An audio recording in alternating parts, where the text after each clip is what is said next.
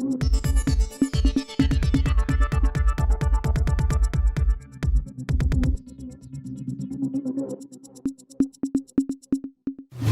இந்த 10 ஆண்டுகளில் இடியோட அட்ராசிட்டி அப்படிங்கிறது நாடறிஞ்ச விஷயம். இதெல்லாம் இருக்கு. அப்போ இந்த அமைப்புகள்லாம் வேஸ்டா அப்படின்ற ஒரு கேள்வி எழுது. ஸோ அப்போ ஊழல் செஞ்சக்கூடிய கட்சிகளை உங்களால் எதுவுமே செய்ய முடியல, இந்த மாதிரியான பிரச்சனையை எடுத்து உங்ககிட்ட அவங்க தப்பிக்க முடியுமா? இந்தி மொழியினால கிட்டத்தட்ட 50க்கும் மேற்பட்ட மாநில மொழிகள், சிறு சிறு இனக்குழுக்கள் பேசுகிற மொழிகள் அழிஞ்சதுக்கான வரலாறு இங்க வெளிப்படையே இருக்கு. ஆனா ஹிந்தி வேணும்னு சொல்லுவாங்க. எல்லா மாநிலம் இணைக்கும் மொழி, அதுதான் வந்து இந்தியாவின் தேசிய மொழின்னு பாஜக சொல்லுவாங்க. இன்னொரு மாநிலத்தோட நான் உறவு கொள்ளணும் அப்படின்னா எனக்கு ஹிந்திங்கிறது தேவை கிடையாது. தொகுதி மறுவரை பத்தி பேசினாங்கிறது மோடிக்கோ அமித்ஷாக்கோ துளி கூட பிரச்சனை இல்லை. கேஸ்ட் பேஸ் சென்சஸ் அப்படிங்கிற விஷயத்தை பார்த்து மோடி மிரண்டு போயிருக்காரு. சமஸ்கிருதங்கிறது வெறும் அர்ச்சனைக்கான மொழியா இருக்கு. அந்த ஒரு பூஜை புனஸ்காரம் செய்வதற்கான அந்த மொழிக்கு மட்டுமே அவ்வளவு கோடி ஒதுக்குறாங்க. நான் நிதி இல்லாம நீ எப்படி வாழ்ந்துருவ, உன்னோட பொருளாதார வாழ்க்கையில நான் கை வச்சு காட்டுறேன் அப்படிங்கிறமான ஒரு மிரட்டும் தோணியை தான் வந்து மத்திய கல்வி அமைச்சர் தர்மேந்திர பிரதானும் சரி, அமித்ஷாவும் சரி, பிறகு மோடியும் சரி, RSS அந்த உள்ள குமுறல வந்து அமித்ஷா அவர் கொட்டியிருக்காரு. இந்தியா வந்து பல பிரிவுல இருக்கக்கூடாது அப்படிங்கிறது அவங்க கண்ட கனவு. தமிழ்நாடு அவங்க ரொம்ப சேலஞ்சிங்காக பார்க்குறாங்க. ஹார்ட்கோர் RSS இருக்காங்க இல்லையா, ஆப்கானிஸ்தான் போச்சு, பாகிஸ்தான் போச்சு, பங்களாதேஷ் போச்சு, அடுத்து இதெல்லாம் உடைச்சிடுவாங்கன்ற பயம். அங்கே ஏன் இஸ்லாமிய விசஸ் இந்து அப்படிங்கிற ஒரு பாலிடிக்ஸ் இருக்கு, அந்த பாலிடிக்ஸ் ஏன் எப்பவுமே எடுபடுது, அங்கே ஏன் வந்து பெரும்பான்மை மக்களை வந்து ஒரு இந்துத்துவ சார்பு கொண்ட மக்களாக மாறி இருக்காங்க. நீங்க சொல்லக்கூடிய மும்மொழியை, NEP பேசுற மும்மொழியை நீங்க நடத்துற UPSC எக்ஸாம்ல காட்டுங்க, அதே மாதிரி நீங்க நடத்தக்கூடிய மற்ற SSC எக்ஸாம்ல காட்டுங்கன்னு சொல்லி ஒரு போர்க்குரல் தூக்குனாங்கன்னா நிச்சயமா மோடிக்கும் பாஜகவும் அடுத்த நெருக்கடி காத்திருக்கு. சார், இன்னைக்கு அரசியல் களத்தில் பார்த்தீங்கன்னா மொழி சார்ந்த பிரச்சனை மிகவும் பரபரப்பாக போயிட்டு இருக்கு. அப்படி இருக்க சூழலில் சில கேள்விகளை உங்கள்கிட்ட கேட்கணும்னு ஆசைப்படுறோம். முதல் கேள்வி, சில கட்சிகள் தங்கள் சொந்த அரசியல் நலனுக்காக மொழி பிரச்சனை உருவாக்குகின்றன. தங்கள் ஊழலை மறைப்பதற்காக மொழி பிரச்சனையின் பின்னால் ஒளிந்து கொள்கின்றனர். இது குறித்து உங்களுடைய பார்வை? இந்த கேள்வி புரிஞ்சுக்க முடியுது. இந்த கேள்வி வந்து டெல்லி பாஜக எழுப்புறாங்க. குறிப்பாக உள்துறை அமைச்சர் அமித்ஷா எழுப்புறாரு. பார்லிமெண்ட்லேயே இதுதான் பேசினார் அவர். அதோட பின்னணி தான் அந்த சப்ஜெக்ட். ஆக்சுவலாக வந்து அவர் என்ன குறிப்பிடுறாரு அப்படின்னா, ஊழல் போன்ற விஷயத்த செஞ்சுட்டு இந்த மொழி போன்ற பிரச்சனையை கையில் எடுத்துட்டு அது பின்னாடி வந்து சில மாநில கட்சிகள் மறைஞ்சுக்கிறாங்க. குறிப்பாக திமுக தான் அதை செய்கிறாங்க அப்படின்றத குறிப்பிட்றாங்க. இப்போ நம்ம இங்கே புரிஞ்சுக்க வேண்டியது என்னன்னா, ஊழல் போன்ற விஷயத்த செஞ்சுட்டு வெளிப்படையாக உங்கள்கிட்ட தப்பிக்க முடியுமான்ற ஒரு கேள்வி இருக்குது.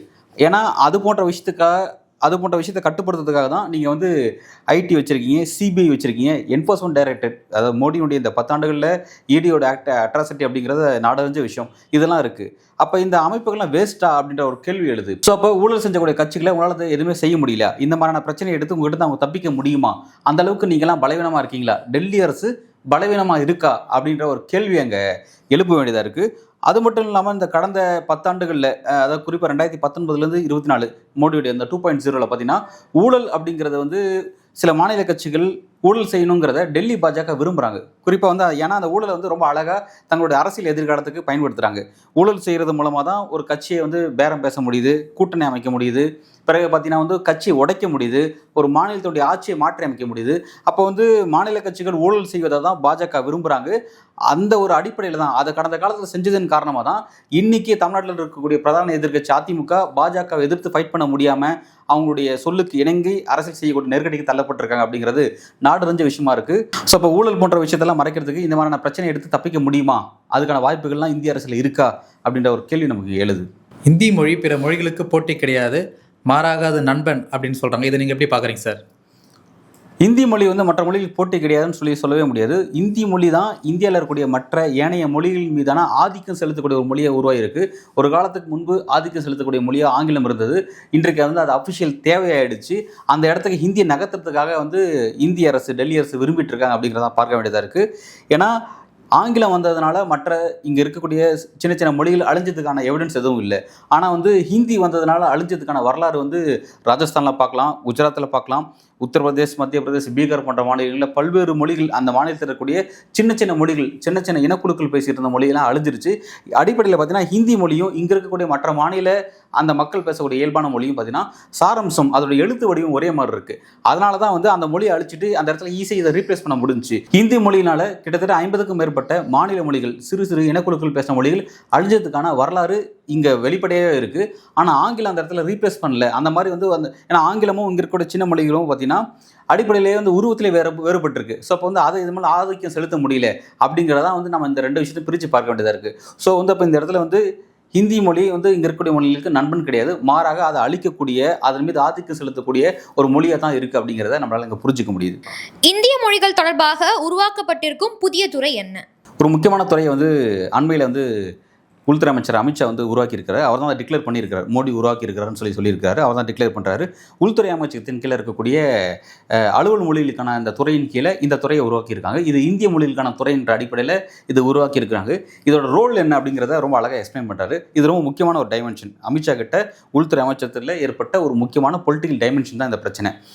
இது என்ன செய்யும் அப்படின்னா வந்து இது என்ன சொல்கிறார் அப்படின்னா, வர டிசம்பர் மாதத்திலிருந்து என்ன ஒரு விஷயம் நடக்க போகுது அப்படின்னா, ஒரு மாநிலத்தினுடைய முதல்வரை தொடர்பு கொள்வதற்காகவோ, இல்லை நாடாளுமன்ற எம்பிக்களை தொடர்பு கொள்வதற்காகவோ, இல்லை வந்து மக்களை தொடர்பு கொள்வதற்காகவோ இந்த உள்துறை அமைச்சகம் வந்து என்னென்னா டைரெக்டாக அவங்களுடைய மொழியிலே தொடர்பு கொள்ளும். ஹிந்திலேயோ இங்கிலீஷ்லையோ தொடர்பு கொள்ள மாட்டோம். அந்த மக்களுடைய மதர் டங் என்னவோ இருக்கோ அதன் அடிப்படையில் தொடர்பு கொள்ளும்னு சொல்லி ஒரு முக்கியமான ஒரு விஷயத்தை சொல்லியிருக்காங்க. இது வரவேற்கத்தக்க ஒரு விஷயம் தான், ரொம்ப முக்கியமான ஒரு விஷயம் தான். இதை சொல்கிற அதே நேரத்தில் என்னென்னா, இந்த இடத்துக்கு ஏன் உள்துறை அமைச்சர் நகர்ந்திருக்குன்னு நம்ம விரிவாக பேச வேண்டியதாக இருக்குது. ஏன்னா நமக்கு நல்லா ஞாபகம் இருக்கும், மோடியோட இந்த 2.0ல் கிட்டத்தட்ட ஒரு 2 ஆண்டுகளுக்கு முன்பு நினைக்கிறேன், இதை அமித்ஷா ஒரு விஷயத்தை அறிவிக்கிறார். என்னன்னா, மத்திய அரசினுடைய உள்துறை அமைச்சகத்தினுடைய எல்லா விதமான அலுவல் பணிகளும் கிட்டத்தட்ட 70% வேலைகள் ஹிந்திக்கு மொழிபெயர்க்கப்பட்டுருச்சு, இன்னும் பேலன்ஸ் ஒரு 30% ஒர்க் தான் பெண்டிங்கில் இருக்குன்னு சொல்லியிருந்தார். அதோட அர்த்தம் என்ன அப்படின்னா, அப்போ இனிமேல் உள்துறை அமைச்சகத்தை நோக்கி யாராவது, இப்போ இந்தியாவில் இருக்க எல்லாருமே கட்டாயமாக ஹிந்தி படிச்சே ஆகணும். ஏன் அப்படின்னா இந்திய அரசுங்கிறது எல்லாருக்குமான அரசு இல்லையா? அப்போ நம்ம யாராவது வந்து எக்ஸாம்ஸ் எழுதி உள்துறை அமைச்சகத்துக்கு உள்ளே வந்தோம் அப்படின்னா கட்டாயமாக நீங்கள் ஹிந்தி தெரிஞ்சிருக்கணும். ஏன்னா முழுவதுமாகவே அலுவல் மொழிகள் ஃபுல்லாகவே ஹிந்தி மயமாக மாறிடுச்சு. அப்போ வந்து நீங்கள் ரீஜனல் லாங்குவேஜ் மட்டும் கற்றுக்கிட்டு, இல்லை இங்கிலீஷை மட்டும் கற்றுக்கிட்டு அங்கே வந்து எதுவுமே செய்ய முடியாது. ஹிந்தி இருந்தால் மட்டும் தான் சர்வைவ் பண்ண முடியும் அப்படின்ற மாதிரியான ஒரு விஷயத்தை இதே அமித்ஷா தான் சொல்லியிருந்தார். ஒரு 2.5 ஆண்டுகளுக்கு பிறகு அமித்ஷா கிட்ட ஏற்பட்ட இந்த மாற்றத்துக்கான காரணம் என்ன அப்படிங்கிறத நம்ம விரிவாக பேச வேண்டியதாக இருக்குது. அதோட காரணம் என்ன அப்படின்னா, இப்போ அண்மையில் ஸ்டாலின் செஞ்ச ஒரு முக்கியமாக அவர் நிகழ்த்தி காமிச்ச ஒரு அரசியல் நடவடிக்கை தான். இதன் அடிப்படையில் தான் வந்து இந்த மாற்றம் நிகழ்ந்திருக்கு அப்படின்னு நம்ம பார்க்க வேண்டியதாக இருக்குது. ஸ்டாலின் என்ன செஞ்சார் அப்படிங்கிறது நமக்கு நல்லா தெரியும். தொகுதி மறுவரை பிரச்சனையை கையில் எடுத்து நியாயமான தொகுதி மறுவரை செய்யணும் ஒன்றிய அரசு அப்படின்றத வலியுறுத்தி கிட்டத்தட்ட மக்கள் தொகையை கட்டுப்படுத்திய மாநிலங்கள், அதாவது இப்போ இவங்க சொல்கிற மாதிரி 2026 மக்கள் தொகை அடிப்படையில் தொகுதி மறுவரை செஞ்சால் அதனால் பாதிக்கப்படக்கூடிய எல்லா மாநிலங்களையும் ஒரு புள்ளியில் அவர் இணைச்சார். கிட்டத்தட்ட பஞ்சாப், தெலுங்கானா, சவுத் இந்தியா ஃபுல்லாகவும், மேலே வந்து பார்த்திங்கன்னா ஒடிசா, பிறகு வந்து பஞ்சாப் வந்துருந்தாங்க, வெஸ்ட் பெங்கால் வரல. இப்போ இந்த அளவுக்கு வந்து எல்லா கவர்மெண்ட்டும் ஒன்று சேர்ந்தாங்க, மாநில முதல்வர்கள் அங்கே இருக்கிற சின்ன சின்ன கட்சியில் ஒன்று சேர்ந்தாங்கிறத பார்த்தோம். அப்போ இதெல்லாமே ஒரு புள்ளியில் இணைஞ்சு தொகுதி மறுவரையை பற்றி பேசினாங்கிறது மோடிக்கும் அமித்ஷாக்கும் துளி கூட பிரச்சனை இல்லை. நம்ம நல்லா யோசிச்சு பார்க்கணும். இதனால் அவங்களுக்கு நிச்சயமாக எந்த விதமான பிரச்சனையும் ஏற்படலை. ஏன் சொல்கிறேன் அப்படின்னா, தொகுதி மறுவரை அப்படிங்கிறது ஒரு டீப்பான சப்ஜெக்ட். அந்த சப்ஜெக்ட் பேசுகிறதா இருந்தால் அதுக்கு மக்கள் தொகை கணக்கெடுப்பு செய்யணும். மக்கள் தொகை கணக்கெடுப்பு செய்கிறது மட்டும் இல்லாமல் அதன் அடிப்படையில் தான் 2026 தொகுதி மறுவரை செய்ய முடியும். ஆனால் மக்கள் தொகை கணக்கெடுப்பு எடுக்கக்கூடிய அதே நேரத்தில் கேஷ் பேஸ் சென்சஸ் எடுக்கக்கூடிய நெருக்கடி இருக்குது. ஆனால் அதையும் செஞ்சாகணும் ஒன்றிய அரசு. அப்படின்றதுனால 2021 செய்ய வேண்டிய சென்சஸை வந்து இந்த மோடி கவர்மெண்ட் கொரோனாவை காரணமாக காமிச்சு செய்யாமல் போயிட்டாங்க. கிட்டத்தட்ட வந்து நம்ம 5 ஆண்டுகள் கடந்துட்டோம். 5 ஆண்டுகள் ஆகியும் அதை பற்றி எந்த விதமான அப்டேட்டும் வராமல் இருக்குது. ஸோ வந்து தொகுதி மறுவரை செய்கிறதுனால பாஜகவுக்கு மிகப்பெரிய ஒரு பொலிட்டிக்கல் கெயின் கிடைச்சாலும் அது கூடவே ஒளிஞ்சிருக்கக்கூடிய கேஷ் பேஸ் சென்சஸ் அப்படிங்கிற விஷயத்தை பார்த்து மோடி மிரண்டு போயிருக்காருங்கிறத பார்க்குறோம். அப்போ அதனால் வந்து அவர் அதை நோக்கி நகருவாராங்கிறது டவுட் தான். ஸோ அதனால் வந்து இதனால் வந்து மோடியும் பாஜக பயந்த மாதிரி தெரியல. ஆனால் ஸ்டாலின் அங்கே செஞ்ச ஒரு முக்கியமான நிகழ்வு, அதை நம்ம அன்றைக்கே வந்து அந்த நிகழ்ச்சி நடந்த அன்றைக்கி நம்ம அதை பற்றி விரிவாக பேசியிருப்போம். அதை பற்றி அன்றைக்கி நான் பேச அந்த வீடியோ நாங்கள் பகிர்றேன், அதை ஒரு டைம் பாருங்கள். ஹிந்தின்னு பேசுவாங்க எல்லாருமே. ஹிந்தி கற்றுங்க, ஏன்னா இன்னொரு மாநிலத்தோட தொடர்பு கொள்றது நமக்கு ஹிந்தி வேணும்னு சொல்லுவாங்க. ஏன்னா வந்து ஹிந்தி வந்து எல்லா மாநிலம் இணைக்கும் மொழி, அதுதான் வந்து இந்தியாவின் தேசிய மொழின்னு பாஜக சொல்லுவாங்க. ஆனால் இங்கே இன்னைக்கு கிட்டத்தட்ட வந்து 7-8 மாநிலங்கள் இணைஞ்சிருக்காங்க. சரிங்களா? இந்த 8 மாநிலம் இணைஞ்ச எங்கேயுமே ஹிந்தியே பயன்படுத்தப்படல அப்படிங்கிறது ரொம்ப முக்கியமான ஒரு விஷயம். அதான் கவனிக்க வேண்டியத விஷயம். எல்லா வந்த மாநில முதல்வர்கள், பிறகு அந்த மாநிலத்துடைய அரசியல் பிரதிநிதிகள், அவங்களுக்கெல்லாம் பேர் என்ன வச்சுருக்காங்கன்னா அவங்களோட பேர் இங்கிலீஷ்லையும் அவங்களோட தாய்மொழியிலும் வச்சுருக்காங்க. அங்கே ஹிந்திங்கிறத தூக்கிட்டாங்க. ரொம்ப அழகாக ஸ்டாலின் ரொம்ப நுவான்ஸ்டு பாலிடிக்ஸ் இங்கே செஞ்சுருக்காருன்னு அதை பார்க்குறேன். ரொம்ப அழகாக அதை கையாண்டிருக்காரு. ஸோ இப்போ வந்து இன்னொரு மாநிலத்தோட நான் வந்து நான் ஒரு உறவு கொள்ளணும் அப்படின்னா எனக்கு ஹிந்திங்கிறது தேவை கிடையாது, இங்கிலீஷ் இருந்தால் போதும் அப்படிங்கிறத அந்த உயர்ந்தபட்ச அரசியல் தமிழ்நாட்டோட அந்த இருமொழி கொள்கையை ரொம்ப அழகாக குறிப்பிட்டாங்க. அதே மாதிரி பார்த்தீங்கன்னா அவங்களுக்கு கொடுத்துருக்க ரிட்டன் ஸ்டேட்மெண்ட்டும் இங்கிலீஷ்லையும் கொடுத்துருக்காங்க, அவங்களோட தாய்மொழியில் கொடுத்துருக்காங்க. எங்கேயுமே அவங்க யாருக்கும் வந்து இதில் கொடுக்கல, ஹிந்தியில் கொடுக்கல அப்படிங்கிறது பஞ்சாபிக்கு பஞ்சாபிஸில் கொடுத்துருக்காங்க, கேரளாவுக்கு மலையாளத்தில் கொடுத்துருக்காங்க, எல்லாத்துலையும் வந்து இங்கிலீஷ் வந்து மலையாளத்தை கொடுத்துருக்காங்க. ரொம்ப அழகாக வந்து இதை ஜென்யூனாக வந்து ஸ்டாலின் அவர்கள் ஹேண்டில் பண்ணியிருக்காரு. இதுதான் தேசிய அரசியல் டெல்லி அரசியல் நிகழ வேண்டிய ஒரு விஷயம். ஆனால் அது வந்து தமிழ்நாட்டில் இந்த அளவில் மட்டும் இங்கே நின்றுடுது. இது தேசிய அளவில் நிகழ்ந்ததுன்னா உண்மையிலே எந்த மாநிலத்திலையுமே வந்து இங்கே மொழி திணிப்போ இல்லை அதன் காரணமாக அவங்களோட தனிப்பட்ட அடையாளத்தை அளிக்கக்கூடிய அரசியலோ எதுவுமே இங்கே இல்லாமல் போயிடும். அந்த அளவுக்கு வந்து பார்த்தீங்கன்னா இது ஒரு ஓவராலாக வந்து ஒரு சூப்பரான ஒரு பாலிடிக்ஸ். ஸோ இப்போ இந்த வீடியோ நீங்கள் பார்த்தீங்க, அந்த வீடியோவில் நான் ஏற்கனவே குறிப்பிட்ட மாதிரி பல்வேறு மாநிலங்கள் ஒரு புள்ளியில் இணைஞ்சிருக்காங்க. எந்த மாநிலங்களுமே தமிழ்நாடோட கனெக்ட் பண்ணுறதுக்காக, அதாவது கேரளாவும் தமிழ்நாடு பேசிக்கிறதோ இல்லை தமிழ்நாடு பஞ்சாபும் பேசிக்கிறதோ எங்கேயுமே ஹிந்தியில் பேசிக்கவே இல்லை. அவங்க எல்லாருமே இங்கிலீஷ் அண்ட் அந்த ரீஜன் லாங்குவேஜில் பேசிக்கிட்டாங்க. 2 ஸ்டேட்டுக்கான கம்யூனிகேஷன் வந்து இதன் மூலமாக நடந்து முடிஞ்சிருக்கு. இதுதான் ஒரு பியூட்டி. இதை பார்த்து தான் மோடியும் அமித்ஷாவும் மிரண்டு போயிருக்காங்கிறத சொல்ல முடியும். ஏன்னா இந்த ஒரு விஷயத்தை வச்சு அவங்க வண்டி ஓட்டிட்டு இருந்தாங்க. ஒரு மாநிலத்தை தொடர்பு கொள்ளலாம் ஹிந்தி வேணும்னு சொல்லிட்டு இருந்தாங்க. ஆனால் ஹிந்தியை தூக்கி போட்டுட்டு 2 மொழி பாலிசியில் எந்த அளவுக்கு அந்த மீட்டிங் டீசெண்டாக நடத்தி முடிச்சாங்க அப்படிங்கிறதுலாம் ஸ்டாலின் வந்து ஒரு மிகப்பெரிய அரசியல் சாணக்கியர் அப்படிங்கிறத அந்த இடத்துல காமிச்சார். இந்த இடத்துல வந்து நம்ம ஸ்டாலினுக்கு வந்து ஒரு சல்யூட் கொடுத்தே ஆகணும். எந்த விதமான அவர் மீது பல்வேறு விமர்சனங்கள் இருந்தாலும், அவருடைய அரசியல் ரீதியான பல்வேறு விமர்சனம் நமக்கு இருந்தாலும் கூட இந்த விஷயத்தை அவர் செஞ்ச ஒரு முக்கியமான விஷயம் அப்படிங்கிறது உண்மையிலே வந்து ஒரு பாராட்டத்தக்க ஒரு விஷயம். இதனால தான் அமித்ஷா உள்துறை அமைச்சத்தில் இந்த விஷயத்தில் ஒரு மாறி வந்திருக்கிறார், ஒரு படி இறங்கி வந்திருக்கிறாரு அப்படின்னு பார்க்க வேண்டியதாக இருக்குது அப்படிங்கிறத இங்கே நான் வலியுறுத்துகிறேன். மொழியின் பெயரால் நாட்டை துண்டாட நினைப்பவர்களுக்கு ஆதாயம் கிடைக்காமல் இருக்க நான் இதை சொல்ல விரும்புகிறேன். அனைத்து இந்திய மொழிகளையும் பரப்புவதற்காக இந்திய மொழிகளுக்கான ஒரு துறையை மோடி அரசு நிறுவியிருக்கிறது. இது குறித்து உங்களுடைய பார்வை? அனைத்து மொழியும் பரப்ப வேண்டிய தேவை ஃபஸ்ட்டு இங்கே என்ன உருவாயிருக்குன்னு நம்ம பேச வேண்டியதாக இருக்குது. இவங்க எதையுமே செய்ய தேவையில்லை. நீங்கள் மொழியை பரப்ப தேவையே கிடையாது. நீங்கள் எந்த வேலையும் செய்யாமல் அமைதியாக இருந்தாவே அந்தந்த மொழி பேசக்கூடிய மக்கள் அந்தந்த மொழியின் அடிப்படையில் தங்களுடைய வாழ்வாதாரத்தை அமைச்சுப்பாங்க. நீங்கள் மக்களாக தங்களுடைய வாழ்வாதாரத்தை அமைச்சிக்கக்கூடிய அந்த ஆக்டிவிட்டீஸை நீங்கள் தடை பண்ணாமல் இருந்தாவே அதுவே போதும். நீங்கள் வந்து புதுசாக வேறு எதையுமே நீங்கள் செஞ்ச வேண்டாம். நீங்கள் செஞ்ச வரையும் ஆல்ரெடி போதும் அப்படிங்கிறதான் நம்ம வந்து அமித்ஷா அவர்களுக்கும் டெல்லி அரசுக்கும் நம்ம சொல்லிக்க வேண்டியதாக இருக்குது. இங்கே இருக்கக்கூடிய அனைத்து மாநிலங்களுமே தங்களுக்கு தேவையானதை தங்களே உருவாக்கி வைப்பாங்க. அந்த மொழியின் அடிப்படையில் அதெல்லாம் இயல்பாக நடந்துட்டு தான் இருக்குது. அதை டிஸ்டர்ப் பண்ணாமல் இருக்கணும் அப்படிங்கிறது நம்மளுடைய தாழ்மையான வேண்டுகோள் அப்படிங்கிறத சொல்லிக்கிறோம். தென்னிந்திய மொழிகளுக்கு எதிரானது தான் மத்திய அரசு என்ற கட்டமைப்பு உருவாக்கப்பட்டிருக்கிறது. உண்மையிலே பாஜக குறிப்பாக வந்து டெல்லி அரசனுடைய ஆக்டிவிட்டிஸ் பார்த்தீங்கன்னா வந்து தென்னிந்திய மொழிகளுக்கு எதிராக தான் இருக்குன்ற தோற்றத்தை வந்து யாரும் உருவாக்கல. குறிப்பாக அவங்க யாரும் இங்கே குறிப்பிட்றாங்கன்னா திமுக தான் குறிப்பிட்றாங்க. அப்படி திமுக உருவாக்கல. ஏன்னா வந்து இங்கே ஆல்ரெடி கிளியராக சொல்லியாச்சு, இந்தி மொழிக்கு எதிரானவங்க தமிழ்நாடோ திமுகவோ கிடையாது, இந்தி மொழி திணிப்புக்கு எதிரானது அப்படிங்கிறதான் வந்து இங்கே இருக்கக்கூடிய ஒரு அஃபிஷியல் ஸ்டேட்மெண்ட்டு. ஸோ அதன் அடிப்படையில் தான் இந்த பிரச்சனை திரும்ப பார்த்துட்டு இருக்காங்க. இப்போ இங்கே என்னன்னா வந்து இந்த தீதும் நன்றும் பிறத்தர வாரான்னு சொல்கிற மாதிரி இந்த மாதிரியான ஒரு விஷயத்தை இந்த மாதிரியான இடத்துக்கு நகர்ந்ததுக்கான காரணம் டெல்லி அரசு, மோடி அரசு தான் காரணமாக இருக்குங்கிறத நம்ம சொல்ல வேண்டியதாக இருக்குது. அவங்க இந்த கல்வி சார்ந்த பிரச்சனையில், மும்மொழி சார்ந்த விஷயத்தில், NEP சார்ந்த அந்த விஷயத்தில் அவங்க கல்விக்கான நிதியை கொடுத்துருக்கணும். திட்டத்தில் சேராமல் இருந்தது வேறு சப்ஜெக்ட், திட்டத்தில் இணையணும் இணையாமல் இருக்குது அப்படிங்கிறத அது நீங்கள் வேறு டிஸ்கஷன் நடத்திட்டே போங்க. ஆனால் அந்த நிதியை கட் பண்ணிட்டு ஒரு அரசியல் செஞ்சுங்க பார்த்தீங்களா, அதுதான் ஒரு பெரிய சிக்கலாக மாறுச்சு. அந்த நிதியை கட் பண்ணதுனால தான் இந்த பிரச்சனை எவ்வளோ அளவுக்கு ஒரு சீரியஸான ஒரு விஷயமா மாறுது. ஏன்னா நிதி தரமாட்டேன் அப்படிங்கிறது ஒரு மிரட்டக்கூடிய ஒரு தோணி. நான் நிதி இல்லாமல் நீ எப்படி வாழ்ந்துருவ, உன்னோட பொருளாதார வாழ்க்கையிலே நான் கை வச்சு காட்டுறேன் அப்படிங்கிறமான ஒரு மிரட்டும் தோணியை தான் வந்து மத்திய கல்வி அமைச்சர் தர்மேந்திர பிரதானும் சரி, அமித்ஷாவும் சரி, பிறகு மோடியும் சரி, பாஜக டோட்டலாகவே அவங்களோட ஒரே ஸ்டாண்ட், எல்லாமே ஒரே புள்ளியில் அவங்க இருக்காங்க. ஸோ வந்து அந்த இடத்துல இவங்க மிரட்டக்கூடிய ஒரு இடத்துக்கு நகர்ந்ததுனால தான் இந்த பிரச்சனை இந்தளவுக்கு ஒரு சீரியஸான இடத்துக்கு நகர்ந்துருக்கு. ஸோ வந்து இப்படி ஒரு விஷயத்துக்கான காரணம் யாரும் இங்கே இருக்க மக்கள் யாருமே டெல்லி அரசை மக்களுக்கு விரோதமான அரசை யாரும் கட்டமைக்கல. மாறாக அவங்க பின்பற்றக்கூடிய கொள்கை, அவங்ககிட்ட இருக்கக்கூடிய ஒரு திமிருத்தனம் அப்படிங்கிறதான் வந்து இந்த கான்ட்ரவர்சி உருவானதுக்கு ஒரு முக்கிய காரணம் அப்படிங்கிறத நம்ம இங்கே கோடிட்டு காட்ட வேண்டியதாக இருக்குது. பிராந்திய மொழிகளின் மேம்பாட்டுக்காக மோடி அரசு உழைக்கிறது. இது குறித்து உங்களுடைய பார்வை? முழுவதும் பொய்யான ஒரு ஸ்டேட்மெண்ட். பிராந்திய மொழி இந்தியாவில் வந்து கிட்டத்தட்ட ஏராளமான மொழிகள் இருக்குது. அட்டவணையில் இருக்கிற மாதிரி வந்து அட்டவணையில் இருக்கக்கூடிய அஃபிஷியல் மொழின்னு பார்த்தீங்கன்னா 22 மொழிகள் இருக்குது. ஆனால் எந்த மொழிக்குமான இம்பார்ட்டன்ஸ் கொடுக்காம திரும்ப சமஸ்கிருதத்துக்கும் ஹிந்திக்குமான இம்பார்ட்டன்ஸ் கொடுத்துட்ருக்காங்க. சமஸ்கிருதம் அப்படிங்கிற விஷயத்துக்கு இம்பார்ட்டன்ஸ் கொடுக்குறதுங்கிறது மோடி மட்டுமே, பாஜக மட்டுமே அந்த கிரெடிட் அவங்களுக்கு கொடுக்க முடியாது. கடந்த காலத்தில் காங்கிரஸ் அதை தான் செஞ்சாங்க.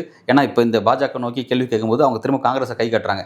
அப்போ வந்து இந்த விஷயத்தில் வந்து பார்த்திங்கன்னா தேசிய கட்சியாக இருக்கக்கூடிய காங்கிரஸுக்கும் பிறகு வந்து இப்போ இருக்கக்கூடிய பாஜகவும் வித்தியாசம் இல்லை. யார் டெல்லி அரசாக உருவானாலும் சரி, அவங்க எல்லாருமே திரும்ப செய்யக்கூடிய விஷயம் என்னென்னா, வெறும் கோவில்களில், இந்து கோவில்கள் மட்டும் சொல்லக்கூடாது, பெருதெய்வ வழிபாடு, சிறுதெய்வ வழிபாடு, பெருதெய்வ வழிபாடுன்னு பிரித்து, பெருதெய்வ வழிபாடில் குறிப்பாக வந்து வைணவ கோவில்களில் வெறும் அர்ச்சனை செய்வதற்கு மட்டுமே பயன்படக்கூடிய ஒரு மொழியாக இருக்கக்கூடிய சமஸ்கிருதத்துக்கு மட்டும் பார்த்தீங்கன்னா கிட்டத்தட்ட 600க்கும் மேற்பட்ட கோடிகளை வந்து ஒதுக்கி அந்த மொழியோட வளர்ச்சிக்கான இம்பார்ட்டன்ஸ் கொடுக்குறாங்க. மக்கள் பேசக்கூடிய, அது சமஸ்கிருதத்தில் யாரும் பேசிக்க மாட்டாங்க. 2 பேர் சமஸ்கிருதத்தில் உரையாடிட்டாங்க, ஒரு சமஸ்கிருதத்தில் ஒரு டிஸ்கஷன் அரங்க கூட்டம் நடந்துச்சு நடந்துச்சு அப்படிங்கிற மாதிரி நம்ம எங்கேயுமே சொல்ல முடியாது. அது ஹிந்தியில் கூட கூட்டம் நடக்கும், மற்ற மொழியில் கூட கூட்டம் நடக்கும். சமஸ்கிருதங்கிறது வெறும் அர்ச்சனைக்கான மொழியாக இருக்குது. அந்த ஒரு பூஜை புனஸ்காரம் செய்வதற்கான அந்த மொழிக்கு மட்டுமே அவ்வளோ கோடி ஒதுக்குறாங்க. பட் அதுக்கப்புறம் ஹிந்திக்கான ஒதுக்குறாங்க, மற்ற விஷயத்தை ஒதுக்குறாங்க. தமிழ்நாடோ இல்லை தமிழ் மொழிக்கோ மலையாள மொழிக்கோ ரொம்ப சிறு தொகை தான் ஒதுக்குறாங்க அப்படிங்கிறத நம்ம ஸ்டாட்டிஸ்டிக்ஸ் டிபார்ட்மெண்ட் வெளியிடக்கூடிய புள்ளிவிவரத்தை எடுத்து, நிதியமைச்சகம் வெளியிடக்கூடிய புள்ளிவிவரத்தை எடுத்து செக் பண்ணி பார்த்தாவே நமக்கு வெளிப்படையாக தெரியுது. ஸோ வந்து இந்த இடத்துல வந்து மோடி பிராந்திய மொழியினுடைய நலனுக்காக அவர் உழைக்கிற மாதிரி எந்த விதமான சிம்டம்ஸுமே தெரியல. ஸோ அப்பட்டமான அது பொய் அப்படின்னு நம்ம அதை பார்க்க வேண்டியதாக இருக்குது. தமிழ்நாட்டில் தேசிய ஜனநாயக கூட்டணி ஆட்சி அமைக்கும் பொழுது மருத்துவம் மற்றும் பொறியியல் சார்ந்த படிப்புகள் தாய்மொழி இருக்குன்னு சொல்கிறாங்க. இதை நீங்கள் எப்படி பார்க்குறீங்க சார்? அண்மையில் வந்து அமித்ஷா அவர்கள் பாஜக வந்து ஒரு முக்கியமான ஒரு நகர்வை செஞ்சாங்க. அது என்னென்னா வந்து மருத்துவம் சார்ந்த சில மெட்டீரியல்ஸ், சில புக்ஸ், ஸ்பெசிஃபையாக ஒரு குறிப்பிட்ட அந்த சப்ஜெக்ட் மறந்துட்டேன், ஒரு குறிப்பிட்ட ஒரு 2-3 புத்தகங்களில் வந்து என்ன பண்ணியிருக்காங்க, இங்கிலீஷில் இருக்கிறத ஹிந்திக்கு வந்து மொழிபெயர்ப்பு செஞ்சு நாங்கள் வந்து அதாவது மருத்துவத்தை வந்து நாங்கள் மக்களுடைய தாய்மொழிக்கு, ஹிந்தி பேசக்கூடிய மக்களுடைய தாய்மொழிக்கு நாங்கள் வந்து கன்வெர்ட் பண்ணிட்டோம். ஸோ வந்து இப்போ ஹிந்தி பேசக்கூடிய மக்கள் மருத்துவத்தை தங்களோட தாய்மொழியில் கற்றுக்கிட்டு அவங்களோட அறிவியல் வளர்ச்சி, அவங்களோட அறிவு வளர்ச்சி விருத்தியாக போகுது அப்படிங்கிற ஒரு நகரவை செஞ்சுருந்தாங்க. அப்போ இந்த மாதிரி மற்ற மாநிலம் யாரும் நீங்கள் செய்யலான்னு கேட்டுட்டு இருந்தாங்க. ஆனால் இந்த எக்ஸ்பெரிமெண்ட்டை இவங்களுக்கு முன்னாடி 2006 to 2011 அந்த காலகட்டத்தில் கலைஞர் அவர்கள் என்ன பண்ணார்னா, இந்த பொறியியல் படிப்புகளை குறிப்பாக சில எக்ஸாக்டாக அந்த எந்த டிபார்ட்மெண்ட் மறந்துட்டேன், சிவிலோ மெக்கானிக்கலோன்னு நினைக்கிறேன், ஒரு குறிப்பிட்ட பாடப்பிரிவுகளில் இருக்கிற விஷயத்தை எல்லாத்தையும் தாய்மொழிக்கு வந்து தமிழுக்கு வந்து கன்வெர்ட் பண்ணார் அவர். அதை எங்கே எக்ஸிக்யூட் பண்ணாங்கன்னா வந்து நம்ம சென்னையில் கிண்டியில் இருக்கக்கூடிய அண்ணா யூனிவர்சிட்டியில் அதை எக்ஸிக்யூட் பண்ணாங்க. அதை எக்ஸிக்யூட் பண்ணது அது ஒரு பெரிய ஒரு நிகழ்ச்சியாக கூட செஞ்சாங்க. ஆனால் அதுக்கப்புறம் வந்து அது இன்றைக்கி ஸ்டில் நவ் கிட்டத்தட்ட அவரை செஞ்சதுக்கப்புறம் கிட்டத்தட்ட ஒரு 12-14 ஆண்டுகள் ஆயிடுச்சு. இந்த இவ்வளோ காலகட்டத்தில் நீங்கள் அது எங்கே லைவில் இருக்குன்னு பார்த்தா அது அப்படி ஒரு விஷயம் இங்கே லைவில் இல்லை. ஏன்னா அது முடிஞ்சு போச்சு, அது ஒரு ஃபெயிலியர் மாடலாக மாறிடுச்சு. ஸோ வந்து இப்போ கலைஞர் பண்ண அந்த எக்ஸ்பெரிமெண்ட் வந்து ஃபெயிலியர் ஆச்சு. அது ஃபெயிலியர் ஆனதுக்கான காரணம் என்னென்னா, அதை வந்து விரும்பி நிறைய மாணவர்கள் அந்த தாய்மொழியில் படிக்க வரல. ஏன்னா வந்து அவங்க வந்து ஜஸ்ட் வந்து அகாடமிக்கில் மட்டும் வந்து அதை தமிழ் மொழியில் படிச்சுட்டு நாளைக்கு வெளியில் சர்வேல் ஆகும்போது பார்த்தீங்கன்னா எல்லாமே இங்கிலீஷில் தான் இருக்குது. ஏன்னா வரக்கூடிய நிறுவனங்கள் பார்த்தீங்கன்னா வந்து ஒரு மெக்கானிக்கல் துறை சார்ந்த நிறுவனமோ அல்லது வந்து ஒரு சிவில் டிபார்ட்மெண்ட் சார்ந்த நிறுவனமோ பார்த்தீங்கன்னா வந்து உலகளவே நிறுவனம் மாறிடுச்சு. இன்றைக்கி வந்து மார்க்கெட்டுங்கிறது குளோபல் மார்க்கெட்டாக மாறிடுச்சு. அப்போ வந்து குளோபல் ஃபுல்லாக ட்ராவல் பண்ண வேண்டியக்கூடிய எல்லா நிறுவனங்களும் பார்த்தீங்கன்னா இங்கிலீஷ் மயமாக தான் இருக்குது. ஸோ வந்து அப்போ இங்கிலீஷ் நோக்கி நகர வேண்டியதாக இருக்குது. அதை படிக்கக்கூடியது வந்து ஒரு வேறு மொழியாகவும் திரும்ப ஒர்க் பண்ணுறதுக்காக வேறு மொழி, 2 மொழியை கற்றுக்கக்கூடிய ஒரு நெருக்கடிக்கு தள்ளப்படுறோம். ஸோ அதனால வந்து அந்த விஷயம் வந்து கை கொடுக்கல அப்படின்றது தமிழ்நாட்டில் செஞ்ச ஒரு சோதனை ஓட்டத்தின் மூலமாக நம்ம புரிஞ்சிக்க முடியுது. இதைத்தான் வந்து இப்போ வந்து அமித்ஷா செஞ்சுட்டேன். ஸோ வந்து அது ஒரு பெரிய சக்ஸஸிவான மாடல்னு சொல்கிறாரு. ஆனால் இது குறித்து சில மருத்துவர்கள் என்ன சொல்கிறாங்க அப்படின்னா, இவங்க அது எப்படி பண்ணியிருக்காங்கன்னா, இப்போ கூகுள் டிரான்ஸ்லேட்டர் இருக்குது பார்த்தீங்களா, கூகுளில் வந்து நம்ம தமிழில் கொடுத்து அதை அப்படியே இங்கிலீஷில் கொடுக்கும் பார்த்தீங்களா, அதாவது அந்த மொழியை டிரான்ஸ்லேட் பண்ணி கொடுக்கும், அதோட அர்த்தத்தை டிரான்ஸ்லேட் பண்ணாது. நீங்கள் என்ன கொடுக்குறீங்களோ அதை தான் கொடுக்குமே தவிர அதோட அர்த்தத்தை முழுமையாக மொழிபெயர்த்து கொடுக்காது. அந்த மாதிரி தான் இவங்க என்ன பண்ணியிருக்காங்க, ஹிந்தியில் வந்து அந்த மாதிரியான டெக்ஸ்ட் புக்கு கொடுத்துருக்காங்க. இப்போ அமித்ஷா என்ன பண்ணியிருக்காரு அப்படின்னா, இங்கே இருக்கக்கூடிய அந்த டெக்ஸ்ட் இருக்குது பார்த்தீங்களா, அந்த டெக்ஸ்ட் வந்து இங்கிலீஷில் இருக்கிற டெக்ஸ்ட்டை அப்படியே வந்து கூகுள் டிரான்ஸ்லேட் டெக்ஸ்ட் மாதிரி அதை ஹிந்திக்கு மாற்றிருக்காங்க. அதோடைய பொருள் மாறல, அந்த மொழி அப்படியே மாறி இருக்கு. அது வந்து படித்து பார்க்கும்போது உங்களுக்கு அர்த்தம் வராது. ஏன்னா பல மருத்துவர்கள் அதை பார்த்துட்டு வந்து அவங்க அதை பண்ண மொழிபெயர்ப்பு மூலமாக எந்த விதமான அறிவியல் வளர்ச்சியும் இருக்காது. ஏன்னா வந்து இதை ஏற்கனவே அது இங்கிலீஷ் இருந்தாலும் படித்து புரிஞ்சுக்க முடியும், இது அரைகுறை ஹிந்தியாக மாறிடுச்சு இது அப்படிங்கிற மாதிரியான சில விமர்சனத்தையும் மருத்துவர்கள் முன் வச்சிருந்தாங்க. அந்த மாதிரி தான் அந்த டிரான்ஸ்லேஷன் நடந்துருச்சு. ஸோ வந்து இதை தான் வந்து ஒரு பெரிய ஒரு மாடலாக சொல்லிட்டு இருக்காரு. ஆல்ரெடி இதை செஞ்சு பார்த்து கூட தமிழ்நாட்டில் அது சக்ஸஸ் ஆகலை அப்படிங்கிறத பார்க்குறோம். அரசியலுங்கிறது அந்த புவியியல் ஸ்ட்ரக்சருங்கிறது இன்றைக்கி குளோபல் மார்க்கெட்டாக மாறினதுக்கப்புறம் நம்ம அதை நோக்கி நகரும் போது எல்லாத்தையும் கூடுமான வழியாக இங்கிலீஷில் கற்றுக்கிறது தான் வந்து எதிர்கால வளர்ச்சிக்கு வழிவகுக்கும். இந்த பயிற்சி அப்படிங்கிறது வந்து ஒரு தோல்வி அடைஞ்ச ஒரு பேட்டர்னாக தான் அதை பார்க்க வேண்டியதாக இருக்குது. இதை அவர் வந்து திரும்பவும் என்டிஏ ஆட்சி அமைச்சதுக்கப்புறம் செய்கிறங்கிறாரு. தமிழ்நாட்டில் என்டிஏ ஆட்சிங்கிறது மிகப்பெரிய கேள்விக்குறி. அமைஞ்சதுக்கப்புறம் நம்ம அதை என்னன்றது பேசுவோம். மொழியின் பெயரால் விஷத்தை பரப்புபவர்கள் வெளிநாட்டு மொழிக்கு முன்னுரிமை அளிக்கிறார்கள், இந்திய மொழியான இந்தியை எதிர்க்கிறார்கள். வெளிப்படையாக திமுக தான் குறிப்பிட்றாரு. மொழியின் பேரால் வந்து இங்கே இருக்கக்கூடிய இந்திய மொழியை எதிர்த்துட்டு வெளிநாட்டு மொழியை வந்து ஆதரிக்கிறது அப்படிங்கிறது இங்கிலீஷ் மொழியை ஆதரிக்கிற பேட்டர்ன். இதை தான் அண்மையில் வந்து ஆர்எஸ்எஸ் தலைவர் மோகன் பகவத் வந்து ஒரு கூட்டத்தில் பேசியிருந்தார். அவர் பேசுகிறது பெரிய சர்ச்சையாக மாறிச்சு. அதாவது வெஸ்டர்ன் கல்ச்சரை நம்ம எதிர்க்கணும், நம்மளுடைய தாய்மொழி கல்ச்சர், நம்ம கல்ச்சரில் நம்ம வளர வேண்டியது இருக்குது, ஹிந்திக்கு மாறுங்க, சமஸ்கிருதத்துக்கு மாறுங்க அப்படின்ற ஒரு விஷயத்தை போர்ட்ரேட் பண்ணார். அவர் சொன்ன அதே நேரத்தில் எதிர்க்கட்சி தலைவர் ராகுல் காந்தி வந்து வேற ஒரு உதாரணத்தின் மூலமாக வேற ஒரு அரசியல் மேடையில் அதுக்கு பதிலடி கொடுத்தாரு. அவர் என்ன சொன்னார் அப்படின்னா, ஆங்கிலம் தான் உங்களுக்கான கருவி, அதுதான் உங்களுக்கான ஆயுதம், அதை பிடிச்சிட்டு நீங்கள் மேலே வந்துருங்க, அது இல்லாத பட்சத்தில் நீங்கள் வந்து இங்கே வந்து தடம் தெரியாமல் போயிடுவீங்க, அதாவது உங்களுக்கான வரலாறு, உங்களுக்கான அடையாளம் எதுவும் இல்லாமல் போய்டும் அப்படிங்கிறத அவர் ரொம்ப வலியுறுத்தி அழகாக சொல்லியிருந்தார். ஸோ வந்து அதை தான் வந்து இவர் வந்து இங்கே சொல்கிறாங்க. தமிழ்நாட்டில் இருமொழி கொள்கை கிட்டத்தட்ட வந்து 60 ஆண்டுகளுக்கு மேலே நடைமுறையில் இருக்குது. ஸோ வந்து இங்கே இதோட வளர்ச்சிங்கிறது மற்ற ஸ்டேட்டோட கம்பேர் பண்ணி பார்க்கும்போது நம்ம எல்லாத்துலேயும் ஃப்ரண்ட் ஃபேஸில் இருக்கும் அப்படிங்கிறத அதுக்கான புள்ளிவரம் கொடுக்க தேவையில்லைன்னு நினைக்கிறேன். எல்லாருக்குமே தெரிஞ்ச விஷயம். ஸோ வந்து இந்த விஷயத்தை பொறுத்த வரைக்கும் திமுக அக்யூஸ் பண்ணக்கூடிய அமித்ஷா அவர்கள் எக்ஸ்போஸ் ஆகிறாரு. இதுக்கான மெட்டீரியல்ஸ் அவங்களால ப்ரூவ் பண்ண முடியல, அவங்க வந்து இந்தியை நம்ம இங்கே திரும்ப சொல்கிறாங்க, யாரும் ஹிந்தி எதிர்க்கல, ஹிந்தி திணிப்பை தான் எதிர்க்கணும் அப்படிங்கிறாங்க. அதை மடைமாற்றம் விதமாக தான் இவங்க பேசிகிட்டு இருக்காங்க, அரசு செஞ்சுட்டு இருக்காங்க அப்படிங்கிறத நம்ம அங்கே பார்க்க வேண்டியதாக இருக்குது. இந்தியை கற்றால் குஜராத், காஷ்மீர், டெல்லியில் பணியாற்ற முடியும்னு சொல்கிறாங்க. இதை நீங்கள் எப்படி பார்க்குறீங்க சார்? ஒரு மிரட்டலாக பார்க்குறேன். ஹிந்தியை கற்றா தான் குஜராத்துக்கு போக முடியுமா? ஹிந்தியை கற்றுக்கிட்டால் மட்டும்தான் போக முடிகிறது வேறு. அது வந்து டூரிஸ்ட் பிளேஸ் வகை, நம்ம எப்போ வேணாலும் போகலாம். ஆனால் அங்கே பணிபுரிய முடியும்னு சொல்கிறது வந்து ஒரு மிரட்டல். இது நான் ஏற்கனவே சொன்ன மாதிரி தான். ஹிந்தியை கற்றுட்டா தான் வந்து நீங்கள் வந்து குஜராத்லேயோ அல்லது வந்து ஜம்மு அண்ட் காஷ்மீர்லையோ இல்லை மற்ற மாநிலங்களில் போயிட்டு நீங்கள் ஒரு அரசு பணியை பார்க்க முடியும். அப்படிங்கிறது என்னன்னா, யூனியன் கவர்மெண்ட் நடத்தக்கூடிய எல்லா விதமான தேர்வுகளும் சரி, அந்த எந்த தேர்வு இருந்தாலும் சரி, எஸ்எஸ்சி ஸ்டாஃப் செலெக்ஷன் கமிஷன் நடத்துறதா சரி, இல்லை யூபிஎஸ்சி எக்ஸாம்ஸாக சரி, இல்லை பேங்கிங் செக்டராக இருக்கட்டும், இல்லை தபால் துறையோ, இல்லை வந்து ரயில்வே துறையோ, எந்த துறை எடுத்துட்டாலும் சரி, இவங்க நடத்தக்கூடிய எல்லா விதமான தேர்வுகளும் ஹிந்திலையும் இங்கிலீஷ்லையும் தான் இருக்குது. அப்படிங்கிறது ஒரு மிகப்பெரிய சார்ஜஸ் இவங்க மீது வைக்கக்கூடிய ஒரு முக்கியமான குற்றச்சாட்டு. ஏன்னா வந்து இங்கிலீஷ் அஃபிஷியல் லாங்குவேஜுங்கிறனால அதெல்லாம் நடத்தி ஆகணும். அவங்களுக்கு ஹிந்திங்கிறது அவங்களோட டாமினேஷன், பொலிட்டிக்கல் டாமினேஷன் அவங்களுக்கு இருக்கிறதுனால அதை வந்து ஹிந்தி மயமாக மாற்றி வச்சுருக்காங்கிறத பார்க்குறோம். ஸோ வந்து அப்படி பார்த்தா தான், அப்படி பார்க்கும்போது தமிழ்நாட்டில் இருக்கக்கூடிய ஒன்றிய அரசினுடைய பணிகள் இருக்குது பார்த்தீங்களா. நான் இருக்குன்னு சொன்ன மாதிரி அஞ்சல் துறை, பேங்கிங் செக்டர், ரயில்வே செக்டர்ஸு, இந்த மாதிரியான இடத்துலலாம் பார்த்தீங்கன்னா அவங்க வந்து வெளிப்படையாக வந்து ஹிந்தியில் எக்ஸாம் எழுதிட்டு ஈஸியாக உள்ளே வந்துடுறாங்க. அந்த மாதிரி இடத்துக்கு தமிழர்கள் உள்ளே போக முடியாமல் நெருக்கடி இருக்குது. ஏன்னா வந்து நமக்கு தமிழ் மொழினா ஈஸியாக உள்ளே போகலாம், இங்கிலீஷுங்கிறனால நம்மளும் ஸ்ட்ரகிள் பண்ணிட்டு தான் இருக்கோம், அது கூட இங்கிலீஷோட போராடி தான் இருக்கும். பட் போராடி நகர்ந்துட்டு இருக்கோம்னு வைங்களேன். ஆனால் ஹிந்தி ஸ்டேட்டில் ஒருத்தன் பிறந்து அங்கே அந்த மொழியிலே வளர்ந்து பிறகு அந்த மொழியிலே படித்து அவன் எக்ஸாம் எழுதுறதுங்கிறது அவனுக்கு வந்து அந்த ஃபைட்டுங்கிறது ரொம்ப ஈஸியான ஃபைட்டு. நம்ம இங்கிலீஷோட ஃபைட் பண்ணுற ஃபைட்டோட அவன் ஹிந்தியோட ஃபைட் பண்ணுற ஃபைட்டுங்கிறது அவனுக்கு ரொம்ப ஈஸியானது. ஸோ வந்து அந்த மாதிரியான ஆட்களுக்கு வந்து ரொம்ப ஈஸியாக அந்த வாய்ப்புகள் கிடச்சிருது. அதன் காரணமாக வந்து முக்கியமான அரசு அலுவலகங்களில், ஒன்றிய அரசுடைய அரசு அலுவலகங்களில் ஹிந்தி பேசக்கூடியவங்களோட டாமினேஷன்ஸ் அதிகமாக இருக்குது. அது தமிழ்நாட்டிலே எல்லா மாநிலங்களையும் அது அதிகமாக இருக்குது. ஸோ வந்து இந்த இடத்த குறிப்பிட்டு தான் அவர் சொல்கிறாரு, நீங்கள் ஹிந்தி கற்றுட்டா இந்த மாதிரியான இடத்துல அரசு பணிகளுக்கு வேலைக்கு போகலான்னு சொல்கிறாரு. ஸோ வந்து திரும்ப மிரட்டக்கூடிய ஒரு டோனில் தான், மக்களுக்கான திட்டங்கள் இல்லாமல் திட்டம் இதுதான், இந்த திட்டத்தை நோக்கி மக்கள் நீங்கள் வாங்க அப்படின்ற மாதிரி நம்மளை மிரட்டக்கூடிய ஒரு தோணியில் தான் அமித்ஷா பேசுகிறார். அப்படிங்கிறத நம்ம அங்கே புரிஞ்சிக்க வேண்டியதாக இருக்குது. நீங்கள் நாடாளுமன்றத்திற்கு தேர்ந்தெடுக்கப்பட்டிருக்கிறீர்கள், என்ன மாதிரியான அமைப்பு இருக்க வேண்டும் என்று விரும்புகிறீர்கள் என எம்பிகளை பார்த்து அமித்ஷா கேள்வி கேட்கிறார். இது குறித்து உங்களுடைய பார்வை? வெளிப்படையாக வந்து அவர் என்ன கேட்டார்னா, வந்து நாடாளுமன்ற எம்பிகளை பார்த்து அவர் அந்த நாடாளுமன்ற பார்லிமெண்ட்டுடைய ராஜ்யசபா மேலவையில் வந்து பேசிகிட்டு இருக்கார். அவர் வெளிப்படையாக வந்து எம்பிகளை பார்த்து கேட்குறாரு, நீங்கள் வந்து இந்தியாவில் என்ன விதமான ஸ்ட்ரக்சர் இருக்குன்னு நினைக்கிறீங்க, அமைப்பு எப்படி இருக்குன்னு நினைக்கிறீங்க, அமைப்பு வந்து இந்த மாதிரி ஹிந்தியோட தேவை இந்த அளவுக்கு இருக்குது, ஸோ வந்து ஹிந்தி மயமாக தானே இருக்கணும் அப்படிங்கிறதான் வந்து அவர் வலியுறுத்துறாரு. இதுக்கு வந்து ஒரு கிளாசிக்கல் எக்ஸாம்பிள் நம்ம சொல்லணும் அப்படின்னா வந்து திமுகவுடைய எம்பி திரு கலாநிதி வீராசாமி இருக்கார்ல, முன்னாள் மின்சாரத்துறை அமைச்சர் ஆற்காடு வீராசாமியோட மகன் கலாநிதி வீராசாமி ரொம்ப அழகாக, ரொம்ப கிளியராக, காட்டமாக பாஜகவுக்கு அவங்களுடைய முகத்தை பார்த்து அவங்கள தலைகுனிகிற அளவுக்கு ஒரு கேள்வி கேட்டார் நாடாளுமன்றத்தில். ரொம்ப பியூட்டிஃபுல்லாக பேசினார் அவர். இங்கே இருக்க எத்தனை எம்பிக்களுக்கு வந்து இங்கிலீஷ் தெரியும்னு கேட்டார் அவர். ரொம்ப அழகாக, ரொம்ப அழகாக கிளியராக கேட்டார். அவர் கேட்டது வந்து கான்ஸ்டியூஷனுக்கு எதிரான பிரச்சனை கிடையாது. அஃபிஷியலாக இங்கே எல்லாத்தையும் இணைக்கக்கூடிய மொழி வந்து இங்கிலீஷாக இருக்குது. ஸோ வந்து இந்த பார்லிமெண்ட்டுக்குள்ளே உட்காந்துட்டு இருக்கக்கூடிய எம்பிக்கள், சட்டத்தை நிறைவேற்றக்கூடிய இடத்துல இருக்கக்கூடிய நீங்கள், உங்கள் எத்தனை பேருக்கு வந்து இங்கிலீஷ் தெரியும்னு கேட்டார். ஏன்னா பல நார்த் இந்தியா எம்பிக்கள் எல்லாமே வந்து பேசுகிறது அவ்வளவும் ஹிந்தியில் தான் பேசிகிட்டு இருக்காங்க. அங்கே வந்து அந்த டிரான்ஸ்லேட்டர் இருக்கிறதுனால வந்து அந்த மொழி சிக்கல் யாருக்கும் இல்லை. வடகிழக்கு மாநிலத்தில் வரக்கூடிய ஒரு எம்பியோ இல்லை சவுத்திலேருந்து வரக்கூடிய எம்பியோ யாராக இருந்தாலும் பேசும்போது அவங்களோட தாய்மொழிக்கு வந்து அந்த டிவைஸ் மூலமாக அது வந்து டிரான்ஸ்லேட் ஆகிடுது. அவங்க என்ன சொல்கிறாங்க அப்படிங்கிறத மக்களுக்கு அது அங்கே இருக்க எம்பிகள் எளிமையாக புரிஞ்சுக்கிறாங்க. ஆனால் அவர் வெளிப்படையாக நீங்கள் பேசுகிறது, அஃபிஷியலாக நீங்கள் பேசுகிறது எதில் பேசுகின்ற ஒரு கேள்வி எழுப்புறாருன்னு வைங்களேன். அவர் அந்த கருவியில் மொழிபெயர்றதுல கூட சில மிஸ்டேக்ஸ் இருக்கும். ஆனால் கிளியராக எல்லாருக்கும் புரியுற மாதிரி இங்கிலீஷில் நீங்கள் பேசணும் இல்லை, இங்கிலீஷ் தான் எல்லாரும் கனெக்ட் பண்ணுற மொழி, எத்தனை பேருக்கு இங்கிலீஷ் தெரியுன்றது ரொம்ப அழகாக கேட்டார். அப்போ அமித்ஷாவோட கேள்விக்கு கலாநிதி வீராசாமி கொடுக்குற பதிலுக்கு அமித்ஷாவிலே பதில் சொல்ல முடியாது. அமித்ஷாவே அதை அவ்வளவும் எதில் பேசியிருக்காருன்னா ஹிந்தியில் பேசிகிட்டு இருக்காரு. அவரோட தாய்மொழி என்னன்னா குஜராத்தி. அவர் அதை விட்டுட்டு தான் வந்து அவர் இங்கே இறங்கி அவர் ஹிந்தியை பேசிகிட்டு இருக்காரு. அப்போ அவரை பற்றி அவர் கேட்குறாரு, உங்களுக்கு ஏன் இங்கிலீஷ் தெரியல? இங்கிலீஷ் தெரிஞ்சுக்க வேண்டிய இது உங்களோட அடிப்படை கடமை. ஏன்னா அதுதான் கனெக்டிங் லாங்குவேஜ். ஸோ அதை கற்றுக்காமல் உட்காந்துட்டு இருக்கிறது நீங்களே வந்து ஒரு தவறான முன்னுதாரணமாக இருக்கீங்க.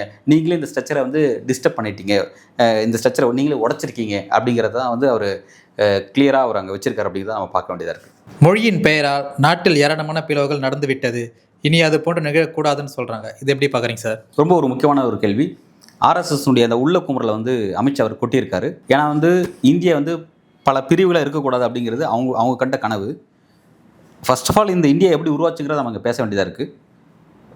துப்பாக்கி முனையில் பல தேசிய இனங்கள் ஒரு புள்ளியில் மிரட்டப்பட்டு பயத்தின் அடிப்படையில் ஒருங்கிணைக்கப்பட்டது தான் இந்த இந்தியா அப்படிங்கிறதான் பிரிட்டிஷ் வரலாறு. அங்கேருந்து தான் இந்த வரலாறு துவங்குது. பல்வேறு சமஸ்தானங்கள் வந்து ஒரு புள்ளியில் வந்து மிரட்டப்பட்டு இணைக்கப்பட்டு பல்வேறு மன்னர்களை காலி பண்ணிவிட்டு ஒரு குடையின் கீழே ஒரு ஆட்சியின் கீழே பிரிட்டிஷ் கொண்டு வந்தாங்க. பிறகு வந்து இந்தியா விடுதலை அடையக்கூடிய காலகட்டத்தில் அதை அப்படியே காங்கிரஸுக்கு ஹேண்ட் ஓவர் பண்ணிட்டு போனாங்க. ஹேண்ட் ஓவர் பண்ணதுக்கு அப்புறம் வந்து ஃபஸ்ட்டு இந்தியாவுடைய உள்துறை அமைச்சராக இந்தியாவின் இரும்பு மனிதர் என்று சொல்லப்படக்கூடிய வல்லபாய் பட்டேலுடைய உள்துறை அமைச்சர் அவர் பதவி வகிச்சார். பதவி வரைக்கும் தான் வந்து அவர் தான் வந்து இந்தியா ஃபுல்லாத்தையும் எல்லாத்தையும் அடுத்து பிரிட்டிஷ் விட்டுட்டு போனதை தாண்டி அது அடுத்து எக்ஸ்ட்ரீம் லெவலுக்கு கொண்டு போயிட்டு இது எல்லாத்தையும் எல்லா சமஸ்தானத்தையும் ஒரு புள்ளியில் கனெக்ட் பண்ணார்.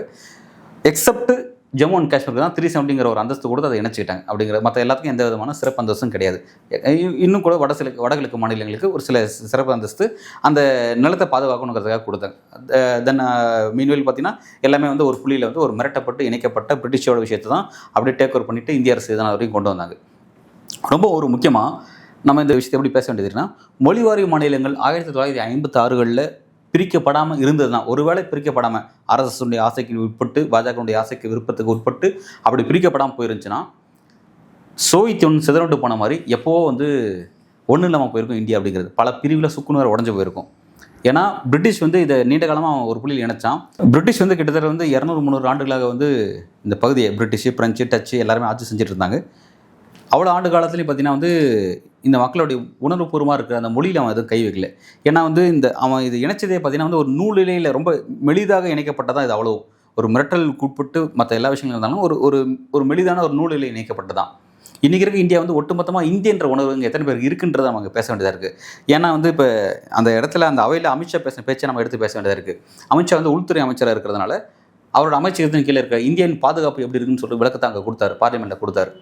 ஜம்மு காஷ்மீரில் பயங்கரவாதம் கட்டுப்படுத்தப்பட்டிருக்கு, வடகிழக்கு மாநிலங்களில் இடதுசாரி தீவிரவாதம் கட்டுப்படுத்தப்பட்டிருக்குன்னு சொல்கிறார். இப்போ இதெல்லாம் நம்ம எப்படி பேச வேண்டியதுன்னா, பயங்கரவாதமோ தீவிரவாதமோ அப்படின்னா அவங்க ஜம்மு காஷ்மீர் மட்டும் தான் உதாரணமாக குறிப்பிடுவாங்க. தமிழ்நாட்டை அதை குறிப்பிட்டு பேச முடியாது, தெலுங்கானாவை குறிப்பிட்டு அதை பேச முடியாது.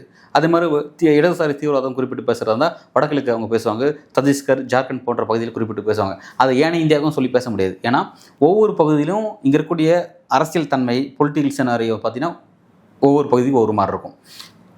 தமிழ்நாட்டுக்கு வந்தால் இலங்கை பிரச்சனைக்கும் இலங்கைக்கும் நமக்கு என்ன பிரச்சனை, இங்கே இருக்க மீனவர்கள் இலங்கை கடற்படையால் ஏன் தாக்கப்படுறாங்க அப்படிங்கிறது ஒரு சீரியஸான இஷ்யூ. இந்த பிரச்சனை குஜராத்தில் இருக்கிறவனுக்கு புரியாது. அதே மாதிரி குஜராத்லேயும் ராஜஸ்தான்லேயும் பாகிஸ்தானில் இருக்கக்கூடிய இஸ்லாமியர் படையெடுப்புனால அங்கே என்னென்ன பிரச்சனை வந்துச்சு, அங்கே ஏன் இஸ்லாமியர் விசஸ் இந்து அப்படிங்கிற ஒரு பாலிடிக்ஸ் இருக்குது, அந்த பாலிடிக்ஸ் ஏன் எப்பவுமே எடுபடுது, அங்கே ஏன் வந்து பெரும்பான்மை மக்களை வந்து ஒரு இந்துத்துவ சார்பு கொண்ட மக்களாக மாறி இருக்காங்க அப்படிங்கிற பாலிடிக்ஸை இங்கே இருக்க தமிழர்களால், இங்கே இருக்க மலையாளிகளால் புரிஞ்சிக்க முடியாது. வடகிழக்கு மாநிலங்களில் இருக்கிற மக்கள் ஏன் அதிகம் வந்து ஃபுட்பால் விளையாடிட்டு இருக்கான், கிரிக்கெட்னா அதை ஏன் வந்து வேற பார்வையில் பார்க்குறான் அப்படிங்கிறத மற்ற பகுதியில் இருக்கிறவங்க புரிஞ்சிக்க முடியாது. அடிப்படையில் இந்தியா அப்படிங்கிறதே வந்து ஒரு பன்முகத்தன்மையினுடைய அடையாளமாக தான் வந்து விளங்கியிருக்கு. ஒரு மெல்லிய நூல் நிலையில் இந்த பல்வேறு தேசிய இனங்கள் ஒரு புள்ளியின் கீழே இந்த இந்திய துணைக்கண்டமாக உருவாயிருக்கு. இதை இவங்க எப்போ வந்து ஒரே யூனிட்டியின் கீழே எல்லாமே வந்து ஒற்றுமை தான், இங்கே வேற்றுமை கிடையாது அப்படிங்கிற அந்த ஒரு விஷயத்தை மறந்துட்டு பாஜக பார்க்குறோடைய பார்வை வெளிப்பாடு தான் வந்து அமித்ஷா பேசுகிற இந்த காட்டமான அந்த பேச்சு அப்படின்னு நம்ம பார்க்க வேண்டியதாக இருக்குது. இந்த இடத்த இவ்வளோ சீரியஸான இடத்துக்கு இவங்க தான் கொண்டு வந்துட்டு இருக்காங்க. ஏற்கனவே குறிப்பிட்ட மாதிரி மொழிவாரி மாநிலங்கள் பிரிக்கப்படாமல் போயிருந்தால் இது எப்போ சிதறுண்டு போயிருக்கும். அப்படி பிரித்ததுனால தான் இன்றைக்கி வரைக்கும் பார்த்தீங்கன்னா அவங்களுக்குன்னு உண்டான ஒரு தனி அடையாளம், மொழியின் அடையாளம், அதன் அடிப்படையில் ஒரு பண்பாட்டின் அடையாளம் அப்படின்ற அளவில் வந்து எல்லோரும் வேறுபட்டிருக்காங்க. இந்த விஷயத்தை நம்ம பார்க்கும்போது நம்ம வந்து இடையில வந்து ஒரு முக்கியமான விஷயம் ஞாபகம் வருது. இது பற்றி மூத்த பத்திரிகையாளர் திரு மணி அவர்கள்ட்ட ஒரு விஷயம் பேசிகிட்டு இருந்தேன். அவர் ஒரு ஆச்சரியமான சில விஷயத்தை மட்டும் சொன்னாங்க. தமிழ்நாடு வந்து டெல்லி அதிகாரிகள், பாஜக சேர்ந்த அதிகாரிகள்லாம் வந்து எப்படி இந்த பிரச்சனையை பார்க்குறாங்க அப்படிங்கிறத பற்றிலாம் அவர் ஒரு விளக்கம் கொடுத்தாரு.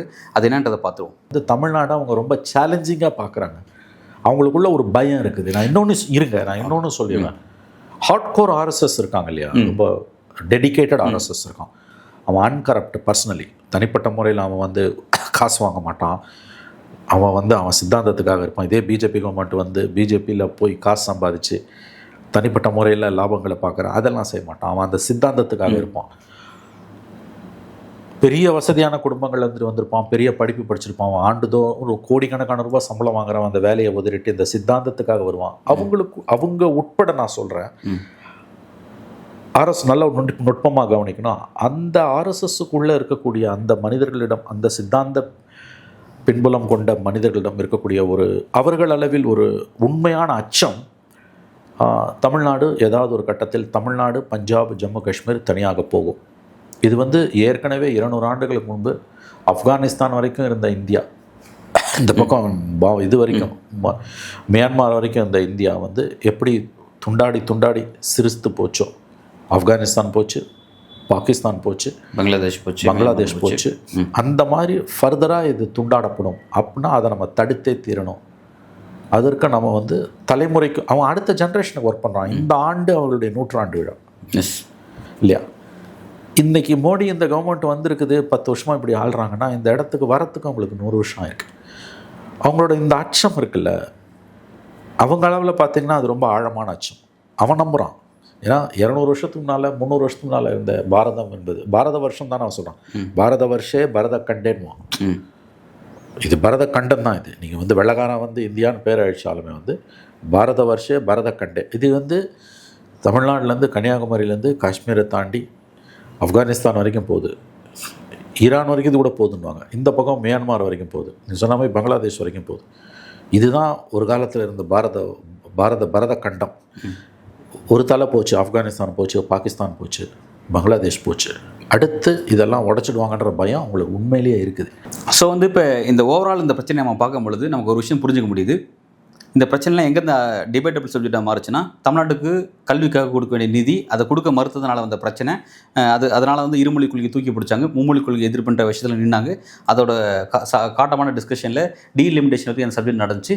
டீலிமிட்டேஷனுக்கு ஸ்டாலின் வந்து ஒரு பெரிய அரசியல் நிகழ்த்தி முடிச்சார். இப்போ இது நிகழ்த்தி முடிச்சதவரை என்னன்னா, இப்போ வந்து இன்றைக்கி வந்து ஒரு முக்கியமான ஸ்டேட்மெண்ட் என்னென்னா, ஐஎம்டி டிபார்ட்மெண்ட், இந்திய வானிலை ஆய்வு மையம் இருக்காங்க பற்றியில், அந்த ஆய்வு மையத்தில் வந்து இங்கே ஆர்எம்சி, அதாவது ரீஜன் ஆஃப் மெட்ரலாஜிக்கல் சென்டர், இங்கே சென்னையாக இருக்கட்டும், திருவனந்தபுரமாக இருக்கட்டும், இல்லை அமராவதி ஆந்திராவாக இருக்கட்டும், இங்கே சில முக்கியமான மாற்றத்தை செஞ்சுருக்காங்க. அதாவது இதனால் வரையும் பார்த்திங்கன்னா வந்து நம்ம சென்னையோட ஐஎம்டிக்கு வந்து பார்த்திங்கன்னா வந்து இதனால் வரையும் ஹிந்தியில் அறிவிப்பு வராது, இங்கிலீஷ் அண்ட் தமிழில் வந்துட்டு இருக்கும். இப்போ வந்து ஹிந்தி இணைச்சிருக்காங்க.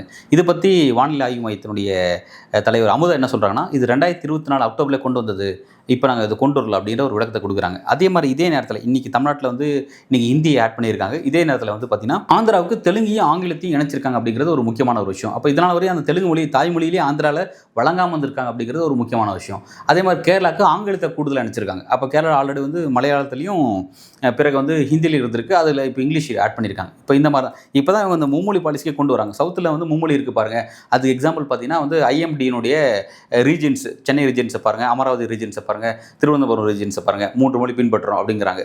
அப்போ இந்த பாலிசி அவங்க இப்போ தான் வந்திருக்காங்க அப்படிங்கிற நம்ம பார்க்க வேண்டியதாக இருக்குது. ஸோ வந்து பார்த்தீங்கன்னா இப்போ இந்த அளவுக்கு ஒரு முக்கியமான டைமென்ஷன் மாறினதுக்கான காரணம் ரீசெண்டாக நடந்த ஸ்டாலின் நடந்த கூட்டத்தில் ஹிந்தியை புறக்கணிச்சிட்டு அவர் நடந்த ஒரு முக்கியமான ஒரு அரசியல். அதனால் என்ன பண்ணியிருக்காங்கன்னா, பயந்துக்கிட்டு உள்துறை அமைச்சகத்தில் இனிமேல் வந்து நாங்கள் இந்திய மொழிகளுக்கான ஒரு துறையை உருவாக்க போகிறோம். அந்த துறை வந்து எல்லா விதமான விஷயத்தையும் அந்த மக்களோட தாய்மொழிக்கே, அந்த எம்பியோட தாய்மொழிக்கே, அந்த முதல்வரோட தாய்மொழிக்கே நாங்கள் வந்து தெரியப்படுத்துவோம். அதன் அடிப்படையில் கனெக்டிங் இருக்கும், ஹிந்தியை பின்பற்ற மாட்டோம் அப்படின்ற ஒரு இடத்துக்கு வந்து நகர்ந்தது வந்து ஒரு வரவேற்கத்தக்க ஒரு விஷயம். ஆனால் இது டுவர்ட்ஸ் எப்படி இருக்கணும் அப்படின்னு பார்த்தீங்கன்னா, இது வந்து நாளைக்கு யூனியன் கவர்மெண்ட் நடத்தக்கூடிய எல்லா எக்ஸாம்ஸும், அவங்க நடத்தக்கூடிய எல்லா எக்ஸாம்ஸும், எஸ்எஸ்சி எக்ஸாம்ஸாக இருக்கட்டும், யூபிஎஸ்ஸாக இருக்கட்டும், ஆல்ரெடி குறிப்பிட்ட மாதிரி எந்த விதமான எக்ஸாம்ஸ் இருக்கட்டும், நீங்களேன் எல்லாத்தையுமே வந்து அவங்க வந்து இந்த 3 மொழி பாலிசியில் அவங்க ஃபாலோ பண்ண ஆரம்பிக்கணும். ஏன்னா வந்து அந்த ரீஜனில் இருக்கக்கூடிய மற்ற மொழியும், நம்ம இருமொழி தான் கேட்குறோம், ஆனால் இருமொழிக்கு இவங்க வராமல் மும்மொழிக்கு வராங்க. மும்மொழிக்கு வந்தீங்கன்னா அப்போ ஏன் எக்ஸாம்ஸ் மட்டும் ஏன் நீங்கள் மும்மொழி இன்னும் நடத்த மாட்டேங்கிறீங்க? இப்போ ஐஎம்டியில் நீங்கள் 3 மொழி கொண்டு வந்துட்டீங்க, தமிழ்நாட்டுக்கு கொண்டு வந்துட்டீங்க, கேரளா கொண்டு வந்துட்டீங்க, ஆந்திரா கொண்டு வந்துட்டீங்க, ஏன் இதை வந்து நீங்கள் எக்ஸாம்ஸுக்கு கொண்டு வர மாட்டேங்கிற ஒரு கேள்வி கேட்க வேண்டியதாக இருக்குது. இந்த பிரச்சனை நோக்கி கேள்வி எழுப்ப ஆரம்பிச்சிட்டான்னு வச்சுக்கோங்களேன். சவுத்தில் ஆல்ரெடி டீலிமிட்டேஷன் தொட்ட மாதிரி, இந்த இருமொழி தொட்ட மாதிரி, ஏன் வந்து யூனியன் கவர்மெண்ட்ஸ் நடத்தக்கூடிய எக்ஸாம்ஸ் ஏன் 3 மொழியில் இருக்க மாட்டேங்குது? நீங்கள் சொல்லக்கூடிய மும்மொழியை, என்இபியில் பேசுகிற மும்மொழியை நீங்கள் நடத்துகிற யூபிஎஸ்சி எக்ஸாமில் காட்டுங்க, அதே மாதிரி நீங்கள் நடத்தக்கூடிய மற்ற எஸ்எஸ்சி எக்ஸாமில் காட்டுங்கன்னு சொல்லி ஒரு போர்க்குரல் தூக்குனாங்கன்னா நிச்சயமாக மோடிக்கும் பாஜகவும் அடுத்த நெருக்கடி காத்திருக்கு. அதை நோக்கி இவங்க நகரங்கள்ங்கிறது ரொம்ப ஒரு முக்கியமான விஷயம். ஸோ வந்து டுவர்ட்ஸ் நம்ம நிதி கேட்டு தான் போராட்டம் பண்ணோம். ஆனால் நிதிக்கான கதவை இப்போ வரையும் பாஜக அடைச்சி வச்சிருக்காங்க. அதுக்கு பதிலாக மொழிக்கான கதவை அமித்ஷா திறந்து வச்சிருக்காரு.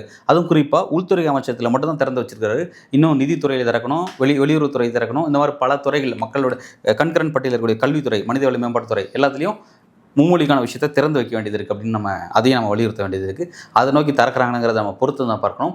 இது கூட இன்னொரு முக்கியமான விஷயம் என்னென்னா, யூபி முதல்வர் யோகி ஆதித்யநாத் வந்து ஒரு விஷயம் பேசியிருந்தார். அவர் என்ன சொல்லியிருந்தார் அப்படின்னா, தமிழ்நாட்டில் இந்த மொழி சார்ந்த பிரச்சனை எதுக்காக கையாளுறாங்கன்னா வந்து வாக்கு அரசியலுக்காக கையாளுறாங்க, பிரிவினை மென்டாலிட்டியில் கையாளுறாங்க, தங்கள் மீதான ஆன்டி இன்கம்பன்சியை மறைக்கணும் அப்படிங்கிறதுக்காக வந்து திமுக அரசு இதை கையாளுதுன்னு சொல்லிட்டு அவர் பேசியிருந்தார். அதுக்கு ஸ்டாலின் வந்து ஒரு காட்டமான விமர்சனம் கொடுத்திருந்தார். யோகி ஆதித்யநாதோட கருத்துங்கிறது வந்து ஒரு நகைச்சுவை, அது அவ்வளோ தன்மையான நகைச்சுவை அப்படிங்கிற அளவுக்கு வந்து அதை ரொம்ப அழகாக விமர்சனம் பண்ணியிருந்தார். ஏன் சொல்லியிருந்தாங்கன்னா, இது வந்து நாங்கள் சமூக நீதிக்கான ஒரு போராட்டம் செஞ்சுட்டு இருக்கோம், நாங்கள் இந்தி மொழியை எதிர்க்கவே இல்லை, இந்தி மொழியினுடைய திணிப்பை தான் நாங்கள் எதிர்க்கிறோம் அப்படிங்கிற ஒரு விளக்கம் கொடுத்துருந்தாங்க. இதில் என்ன ஒரு வருத்தம் அப்படின்னா வந்து யோகி ஆதித்யநாத் போன்றவர்களுக்கெல்லாம் விளக்கம் கொடுக்குற இடத்துக்கு வந்து தமிழ்நாடு தள்ளப்பட்டுச்சா அப்படிங்கிற அளவுக்கு நம்ம வந்து கொஞ்சம் வருத்தப்பட வேண்டியதாக இருக்குது. எனவே நம்ம அப்படி யாரையும் குறைச்சி மதிப்பிட முடியாது. ஏன்னா வந்து பிரதமர் மோடியை வந்து முதல்வர் மோடியாக குஜராத்தில் இருக்கும்போது அவரை குறைச்சா மதிப்பிட்டாங்க. யாருக்கு தெரியும் 10 வருஷம் அரசியல் 11 வருஷம் அரசியல் குஜராத்தில் காமிச்ச அரசியல் அப்படிங்கிறது ஒரு மிகப்பெரிய ஒரு அரசியல் செஞ்சு முடிச்சதுனால, மிகப்பெரிய வெறுப்பு அரசியல் செஞ்சு முடிச்சதுனால இந்தியாவோட பிரதமராக அவர் மாறிட்டார். அவரை வச்சு தான் இன்றைக்கி இந்திய அரசியலே இப்படி அப்படின்ற மாதிரி டிஸ்கஷன் மாறி இருக்குது. நாளைக்கு அந்த இடத்துக்கு மோடியோட இடத்த ரீப்ளேஸ் பண்ணுறதுக்காக அந்த இடத்துல ஒரு முக்கியமான ரோலில் இருக்கக்கூடிய நபராக தான் யோகி இருக்கார். நாளைக்கு அவர் கூட இந்தியாவோட அரசியலாக மாறலாம், இல்லை அவர் இல்லாட்டி தேவேந்திர ஃபட்னாவிஸ் அந்த இடத்துக்கு வரலாம். யார் வர போகிறாங்க அப்படிங்கிறது ஆர்எஸ்எஸ்னுடைய டிசிஷன் பொறுத்து நம்ம பார்க்க வேண்டியதாக இருக்குது. அது எதை நோக்கி நகருங்கிறது நம்ம பொறுத்து வந்து பார்க்கணும். எனவே இந்த மாதிரியான அரசியல் இந்த பேசின இந்த அரசியல் அப்படிங்கிறது வந்து ஒரு மொழி சார்ந்த விஷயத்தில் மோடிக்கும் பாஜகவுக்கும் ஒரு பெரிய நெருக்கடி வந்து உருவாகிருக்கு. அமித்ஷாவுடைய அந்த மாற்றம்ங்கிறது ஒரு பெரிய நெருக்கடி. ஆனால் நிதிங்கிறத கொடுக்க மாட்டேங்கிறாங்க. நிதி தராமல் தான் இன்னொரு அரசியல் செஞ்சுட்டு இருக்காங்க. அந்த அரசியல் அடுத்த கட்டம் எதை நோக்கி நகருது? ஏன்னா அடுத்து வேற ஒரு பிரச்சனை கையில் எடுக்க இருக்காங்க. காங்கிரஸ் உள்ளிட்ட மற்றவங்களாம் இருக்காங்க. அது எதை நோக்கி நகருது அப்படிங்கிறத நம்ம பொறுத்திருந்து பார்ப்போம். மிக்க நன்றி.